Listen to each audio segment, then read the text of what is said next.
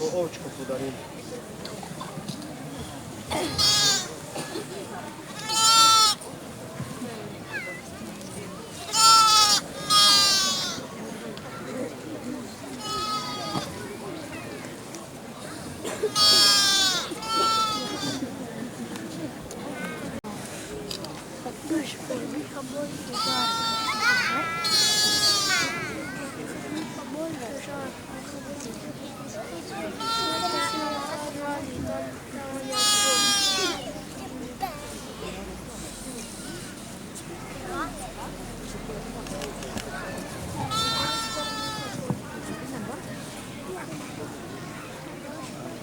Kje je ta, ki se rodi kot judovski kralj?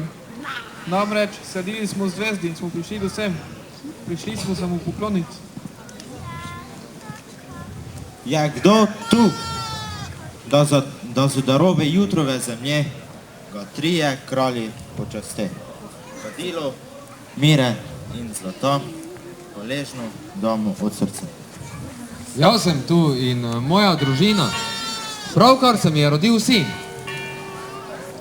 Ti sam ne veš o smrtnih. Ta sin, ta otrok je Božji sin, ki je prišel na zemljo, da bo svet odrešil. Dovolj je, da se mu poklonimo in mu damo darila, ki so mu namenjena.